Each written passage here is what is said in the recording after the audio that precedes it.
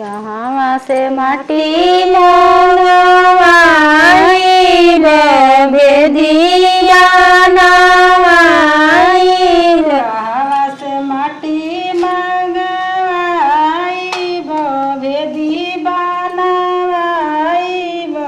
भेदिया के मालिक कवन बाबा पूजनी करन। भेदिया के मालिक कवन बाबू पूजनी करवेल। बेंगरी से माटी मंगवाइले पूजनी कराइले। गंगा जी से माटिया मंगाइले पूजनी कराइले।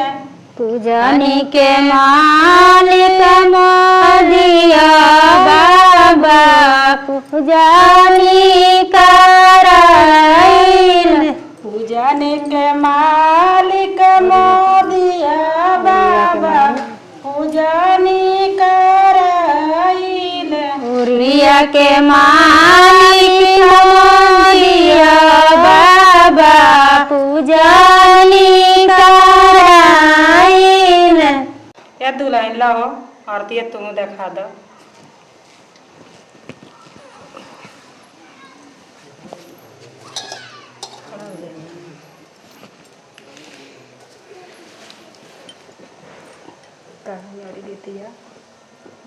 आज हमनी के घरे कितना खुशहाली बा कि यूरिया के बोरा आ गई।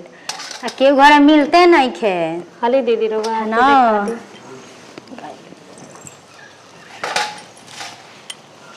गांव में लोग देख देख जरी हमनी के कहाँ से आइल ह।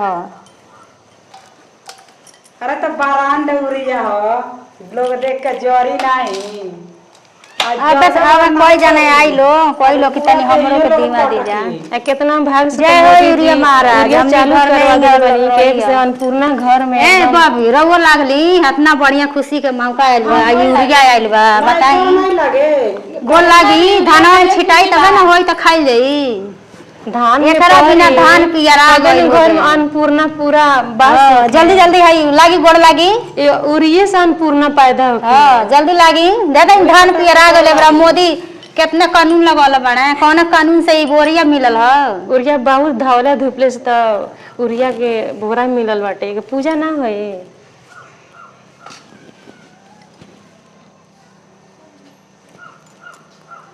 हे सखी और गीत गाओ के बस जब बैठले से का होई उठ जा गाओ जा जल्दी कढ़ाओ जा गीत उत कोनो और हो बता इतना खुशहाली के दिन आइल बाटे हई हम अपनी के घर है।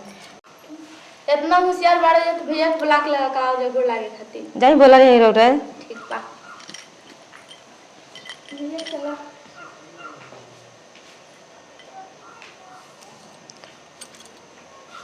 गोल लागली जा इहे ई देख लिए कितना भाग से उरिया मोदी जी चला दिल बनी। अगर ई खेत में नाम माराई तो अन्नपूर्णा एको ना आइहन घर में। जल्दी जल्दी पूजा खत्म करके खाना वाना लिया जा भूख लागल बा।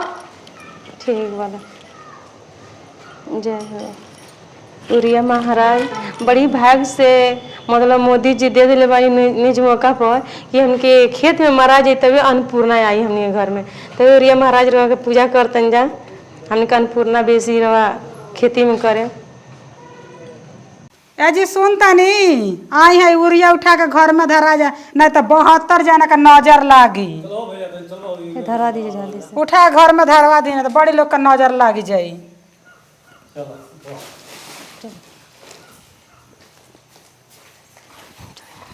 हो जा रख दी।